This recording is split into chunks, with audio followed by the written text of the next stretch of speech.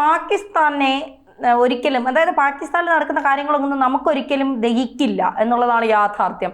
കാരണം അവിടെ എപ്പോഴും സാമ്പത്തികമായി ജനങ്ങൾ പട്ടിണി അനുഭവിക്കുന്നു, വ്യവസായശാലകൾ വളരെ കുറവാണ്, സാമ്പത്തികമായി പിന്നോക്കം നിൽക്കുന്ന ഒരു രാജ്യമെന്ന് തന്നെ പാകിസ്ഥാനെ പറയേണ്ടി വരും. പക്ഷേ വ്യവസായശാലകളെക്കാളിലും അല്ലെങ്കിൽ പിന്നെ പള്ളിക്കൂടങ്ങളെക്കാളിലും അല്ലെങ്കിൽ മറ്റ് പിന്നെ എന്താ പറയുക സാമ്പത്തിക നേട്ടം ഉണ്ടാക്കുന്ന സ്ഥാപനങ്ങളെക്കാൾ ഏറ്റവും കൂടുതലുള്ളത് മദ്രസകളാണ്.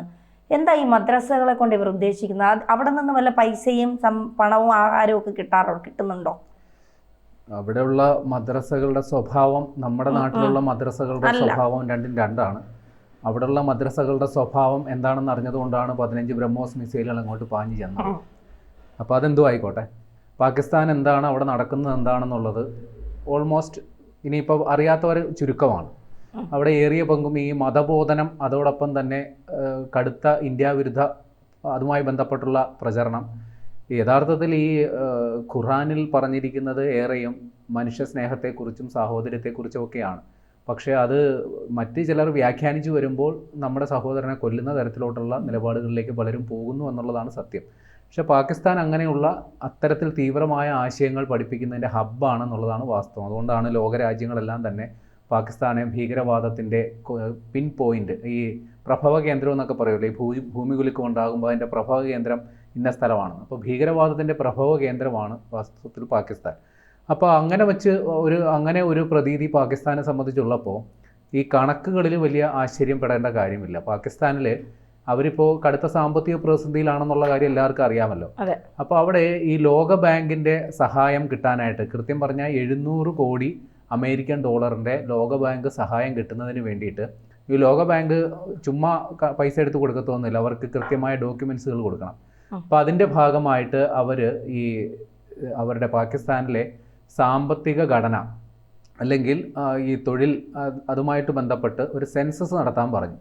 അങ്ങനെ 2023 ഇതേപോലെ നാട്ടുകാരെക്കുറിച്ചും സ്ഥാപനങ്ങളെക്കുറിച്ചും വീടുകളെക്കുറിച്ചും ഒക്കെ നടത്തിയ സെൻസസിൻ്റെ വിവരങ്ങൾ ഇപ്പോൾ അവരുടെ ആസൂത്രണ വകുപ്പ് മന്ത്രി അഹ്സാൻ ഇക്ബാൽ കഴിഞ്ഞ ദിവസം പുറത്തുവിട്ടിരുന്നു. ആ പുറത്തുവിട്ട കണക്കുകൾ പ്രകാരം രസകരമായ സംഗതികളൊക്കെയാണ് വരുന്നത്. അപ്പോൾ നമ്മൾ ഒരു നാടിൻ്റെ വികസനം എന്ന് പറയുന്നത് അവിടുത്തെ തൊഴിൽ ശക്തി, അവിടെ തൊഴിൽ, അവിടുത്തെ വ്യവസായങ്ങൾ, ഫാക്ടറികൾ, തൊഴിൽശാലകൾ, ഇതൊക്കെയാണ് ഒരു നാടിനെ മുന്നോട്ട് നയിക്കുക, അല്ലെങ്കിൽ ഒരു നാടിന് സമ്പത്ത് കൊണ്ടുതരിക. പക്ഷെ അവിടെ ഈ ഫാക്ടറികളെക്കാൾ കൂടുതലുള്ളത് പള്ളികളും മദ്രസകളുമാണ് എന്നുള്ള വിവരങ്ങളാണ് വരുന്നത്. കൃത്യം പറഞ്ഞാൽ അവിടെയുള്ള ഫാക്ടറികളുടെ എണ്ണം 2,30,000 മാത്രമാണ്. ചെറുകിട സംരംഭങ്ങൾ എന്ന് പറയുന്നത് 6,43,000. പക്ഷേ അവിടെയുള്ള മദ്രസകൾ എന്ന് പറയുന്നത് 36,331 മദ്രസകൾ. അല്ല, തെറ്റിപ്പോയി, 3,06,331 3,06,331 മദ്രസകളുണ്ട്. പള്ളികളെന്ന് പറയുന്നത് 6,04,000. അപ്പോൾ ഒരു 6,04,000 പള്ളികൾ ഉള്ളതിനെ കമ്പയർ ചെയ്യുന്നത് ഫാക്ടറികളുടെ എണ്ണം വെറും 2,30,000 പള്ളികളേ ഉള്ളൂ. അതായത് 2,30,000 ഫാക്ടറികളേ ഉള്ളൂ. അതായത് ഫാക്ടറികളുടെ എണ്ണത്തിൻ്റെ 3 ഇരട്ടിയാണ് അവിടെയുള്ള പള്ളികളുടെ എണ്ണം എന്നുള്ളതാണ് നമ്മൾ ഈ കണക്കുകൾ നോക്കുമ്പോൾ മനസ്സിലാകുന്നത്. അപ്പോൾ ഇത് എന്തടിസ്ഥാനത്തിലാണ് ഈ സർവേ നടത്തിയതെന്ന് വെച്ച് കഴിഞ്ഞാൽ, ഈ പാകിസ്ഥാൻ നിരന്തരമായി ലോകബാങ്ക് അല്ലെങ്കിൽ ഏഷ്യൻ ഡെവലപ്മെൻറ്റ് ബാങ്ക് തുടങ്ങിയ സാമ്പത്തിക ഏജൻസികളിൽ നിന്നും പണം വായ്പയെടുത്താണ് അവരുടെ ദൈനംദിന കാര്യങ്ങൾ അല്ലെങ്കിൽ മറ്റ് വികസന പരിപാടികൾ, പദ്ധതികളൊക്കെ ആസൂത്രണം ചെയ്ത് നടപ്പിലാക്കുന്നത്. അപ്പോൾ ഇതുമായി ബന്ധപ്പെട്ടാണ് ഇത്തരം ഇപ്പോൾ നിലവിൽ 700 കോടി രൂപയുടെ വായ്പ ലോകബാങ്കിൽ നിന്ന് പാകിസ്ഥാൻ പ്രതീക്ഷിക്കുന്നത്. അതുമായി ബന്ധപ്പെട്ടാണ് സംഗതികളുള്ളത്. ഇനിയും രസകരമായ സംഗതികൾ ഉണ്ട് ഇതുമായി ബന്ധപ്പെട്ട്. അവരുടെ കണക്ക് പ്രകാരം 2,54,00,000 പേരാണ് വിവിധ തൊഴിലെടുത്ത് ജീവിക്കുന്നവർ. അതായത് അവിടെ ഏതെങ്കിലും തരത്തിൽ ശമ്പളം വാങ്ങുന്നവർ 2,54,000 പേരാണ്. അതിൽ 45% പേരും സർവീസ് സെക്ടറിലാണ്. സർവീസ് സെക്ടർ എന്ന് പറഞ്ഞു കഴിഞ്ഞാൽ സർക്കാർ ഭാഗമായി ജോലി ചെയ്യുന്നവർ അല്ലെങ്കിൽ അതുമായി ബന്ധപ്പെട്ട മറ്റ് തൊഴിൽ ചെയ്യുന്നവർ, അതായത് ജോലി ചെയ്താൽ ശമ്പളം കിട്ടുന്ന ജോലിയുള്ളവർ എന്ന് പറയുന്നത് 45% പേരാണ്. 30% പേര് ഉള്ളത് സോഷ്യൽ സെക്ടറിലാണ്. എന്ന് വെച്ചാൽ സാമൂഹ്യ പ്രവർത്തനം, രാഷ്ട്രീയമടക്കമുള്ള പരിപാടികൾക്ക് ചെയ്യുന്നവരാണ് 30%. ഇതും കഴിഞ്ഞ് വെറും 22% പേര് മാത്രമേ തൊഴിലാളികളായിട്ടുള്ളൂ.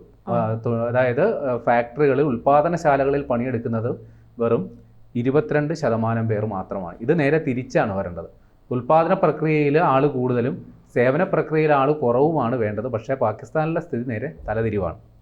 പിന്നെ ഉണ്ട്, അവിടെയുള്ള മൊത്തം സ്കൂളുകളുടെ എണ്ണം 2,42,000 സ്കൂളുകളാണ്. അതിലേറിയ പങ്കും സർക്കാർ സ്കൂളുകളാണ്. കോളേജുകൾ 11,568 കോളേജേ ഉള്ളൂ. അതിൽ കുറേ എണ്ണം പ്രൈവറ്റ് കോളേജുകളാണ്, സ്വകാര്യ കോളേജുകളാണ്. 214 യൂണിവേഴ്സിറ്റികളാണ് ആകെ ഉള്ളത്. ഇനിയുണ്ട്, ഈ പറയുന്ന സർക്കാർ ഓഫീസുകളുടെ എണ്ണം 29,836 സർക്കാർ ഓഫീസുകളുടെ എണ്ണം. ബാങ്കുകളുള്ളത് 19,645. ഇനി ഈ പറഞ്ഞ കെട്ടിടങ്ങളുടെ എണ്ണമൊക്കെ നമ്മൾ പറഞ്ഞല്ലോ.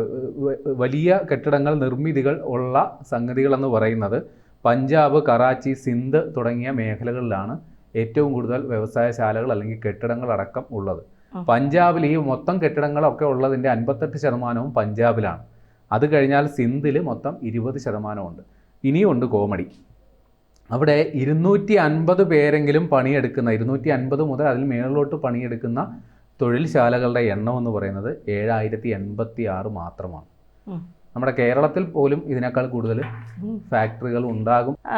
അതായത് കേരളത്തിൽ മദ്രസകളുടെ എണ്ണം ഇത്രയില്ല എന്ന് തോന്നുന്നു അല്ലേ? കുറച്ചുകൂടി എന്താ ആധുനികമായി ചിന്തിക്കുന്നവരാണെന്ന് തോന്നുന്നു കേരളത്തിലുള്ള ഈ മുസ്ലിം സമുദായത്തിൽപ്പെട്ട കുറച്ചുകൂടി ആളുകൾ. അതായത് അവർക്ക് വ്യവസായ സ്ഥാപനങ്ങളാണ് കുറച്ച് കൂടുതലെന്ന് തോന്നുന്നു. അല്ലേ, നമ്മുടെ ഇവിടെയുള്ള ആളുകളൊക്കെ പുരോഗമനപരമായി ചിന്തിക്കുന്നവരാണ് ഏറ്റവും കൂടുതൽ.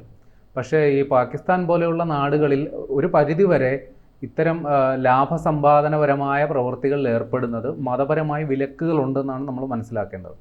ഇവർക്ക് ഏറിയ പങ്ക് ഈ മതബോധനവുമായിട്ട് ജീവിക്കുക, അതുമായിട്ട് ബന്ധപ്പെട്ട് കഴിയുക എന്നതിനപ്പുറം സമ്പത്തുണ്ടാക്കുക, ലാഭസമ്പാദനം നടത്തുക, അത്തരം പ്രവൃത്തികൾക്ക് മതപരമായ വിലക്കുണ്ട്. അതാണ് ഈ മുസ്ലിം വിശ്വാസപ്രകാരം അങ്ങനെയും കൂടിയുണ്ട്. ഒരു പക്ഷേ അത്തരം കടുത്ത വിശ്വാസമുള്ളവർ കൂടുതലുള്ളത് കൊണ്ടായിരിക്കണം അവിടെ ഈ ഉൽപ്പാദന മേഖലകളിൽ ഇതുമായി ബന്ധപ്പെട്ട അല്ലെങ്കിൽ ലാഭസമ്പാദന പ്രക്രിയകളിലൊക്കെ ആൾ കുറയാനുള്ള കാരണം. ഇത് അവിടുത്തെ GDP-യിലും പ്രതിഫലിക്കുന്നുണ്ട്. അതായത് ഇന്ത്യയും പാകിസ്ഥാനും അടുത്തടുത്ത ദിവസങ്ങളിലാണ് സ്വാതന്ത്ര്യം പ്രാപിച്ചത്.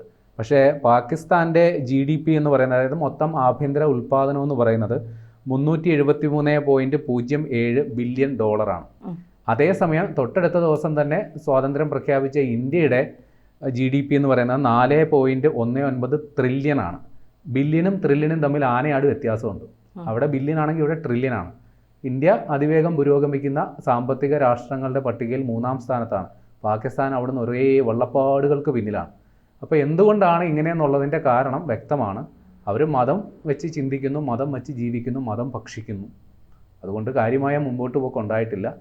ഇവിടെ എല്ലാത്തരം ആൾക്കാരെയും യോജിപ്പിച്ച്, എല്ലാ വിഭാഗങ്ങളെ സംയോജിപ്പിച്ചുകൊണ്ട് രാജ്യ പുരോഗതിയെക്കുറിച്ച്, രാജ്യ പുനർനിർമ്മാണത്തെക്കുറിച്ചൊക്കെ ചിന്തിക്കുമ്പോൾ അവരെങ്ങനെ തമ്മിൽ തല്ലണം, എങ്ങനെ വിഘടനവാദം, ഭീകരവാദം പ്രോത്സാഹിപ്പിക്കണം എന്ന കാര്യത്തിലാണ് ഗവേഷണം നടത്തിക്കൊണ്ടിരിക്കുന്നത്. പിന്നെ സ്വാഭാവികമായി ഇത്തരം മതപരമായ വിലക്കുകൾ അവർക്ക് ഉണ്ടാകാം. ഈ പുരോഗമനപരമായി ചിന്തിക്കുന്നതിനോ അല്ലെങ്കിൽ ലാഭസമ്പാദന പ്രക്രിയയിലൊക്കെ ഏർപ്പെടുന്നതിനോ തീർച്ചയായിട്ടും അത്തരത്തിലുള്ള മതപരമായ വിലക്കുകളും ആ രാജ്യത്തെ പിന്നോട്ടടിക്കുന്നുണ്ടാകാം. ഏതായാലും ഈ വന്ന കണക്കുകൾ രസകരമാണ്. അവിടുത്തെ ഈ കണക്കുകൾക്കപ്പുറം അവിടുത്തെ നേരിട്ടുള്ള കാഴ്ചയും അനുഭവം ഇതിലും രസകരമായിരിക്കും.